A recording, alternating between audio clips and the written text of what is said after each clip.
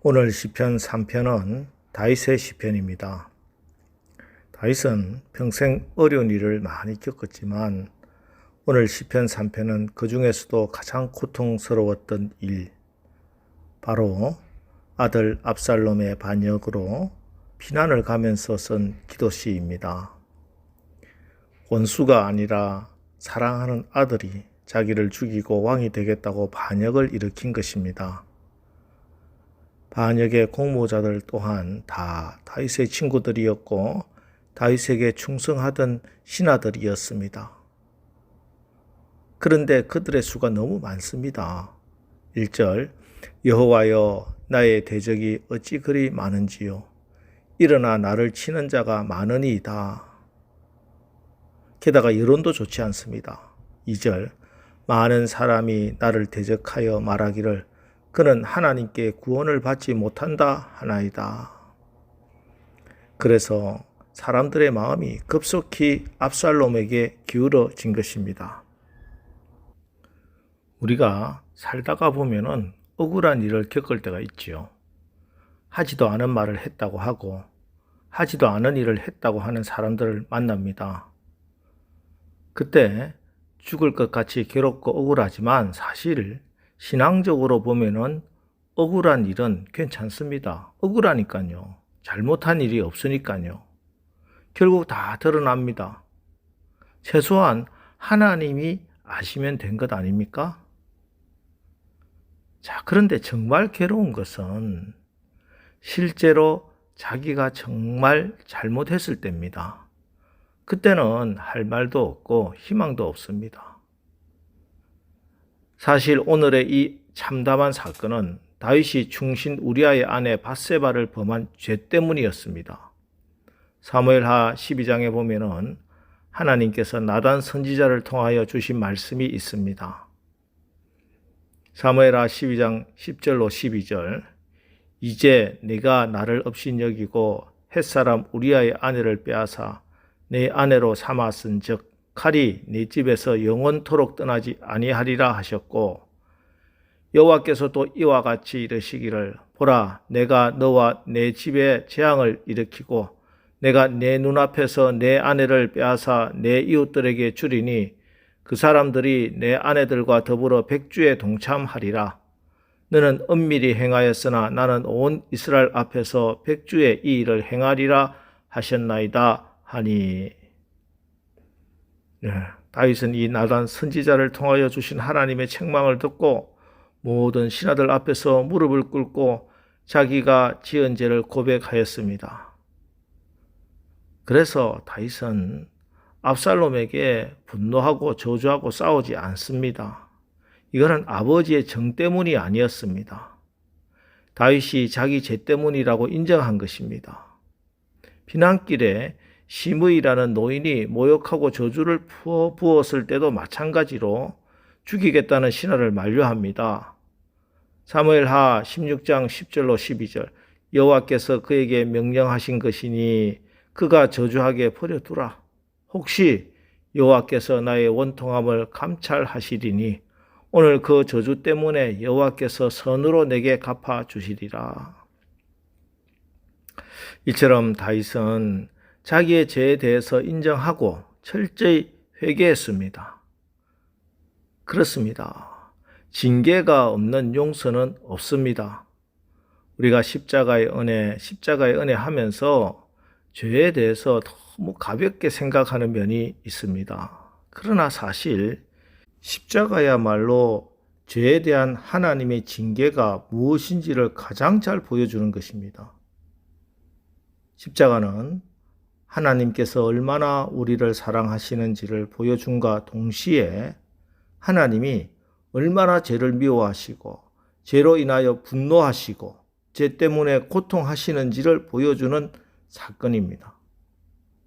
십자가는 내가 지은 죄가 하나님이 죽으셔야 할 만큼 큰 죄라는 것이에요. 그 징계를 예수님이 받으신 것입니다. 그래서 십자가 없이는 우리의 죄 용서함과 회복의 역사는 있을 수 없습니다. 다윗과 같은 성군도 죄에 대해서 징계를 받았습니다. 우리도 하나님 앞에 설 때 징계의 흔적을 가지고 나가야 합니다.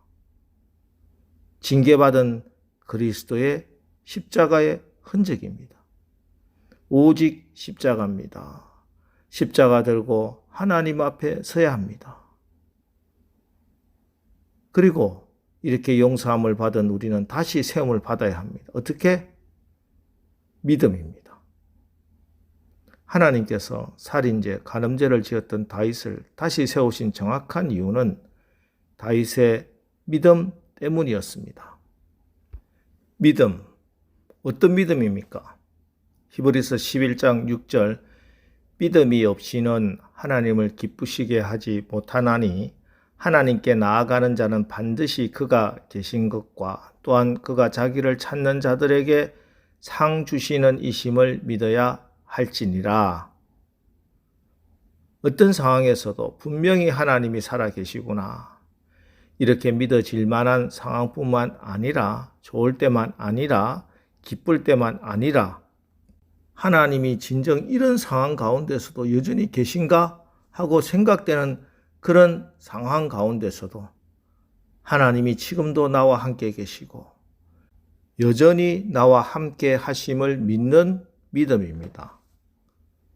그리고 하나님께 나가면 언제나 어떤 상황에서나 나를 받아주시고 나를 용납하시고 나에게 상을 주시는 분이심을, 나의 아버지 되심을 믿는 믿음입니다. 그래서 오늘 우리는 본문에서 다윗의 놀라운 이 믿음의 고백을 듣게 됩니다. 사람들의 수군거림을 들으면서 다윗은 고백합니다. 3절 4절 여호와여 주는 나의 방패시요 나의 영광이시요 나의 머리를 드시는 자이시니이다. 내가 나의 목소리로 여호와께 부르짖으니 그의 성산에서 응답하시는도다. 7절 8절에 가면 다윗은 뻔뻔해 보이기까지 합니다. 7절 8절 여호와여 일어나소서 나의 하나님이여 나를 구원하소서 주께서 나의 모든 원수의 뺨을 치시며 악인의 일을 꺾으셨나이다. 구원은 여호와께 있사오니 주의 복을 주의 백성에게 내리소서. 마치 자기의 죄를 모두 잊어버리는 모르는 사람처럼 당당합니다. 여러분, 다윗의 이런 태도를 믿음이 좋다고 해야 합니까? 뻔뻔하다고 해야 합니까? 이것이 믿음이라면 실망하실 분도 있을 겁니다. 거부감이 들고 분노하시는 분도 있을 겁니다. 그런데 다윗의 이 고백에 대하여 거부감이 드는 사람은 하나님의 심정을 잘 헤아려 보시기 바랍니다. 우리 하나님의 마음은 아버지의 마음입니다. 만약 여러분의 아들, 딸이 어떤 잘못을 해서 매를 들었을 때, 혼을 냈을 때, 책망했을 때 죄책감 때문에 낙심하고 집을 나가버린다면 마음이 어떻겠습니까?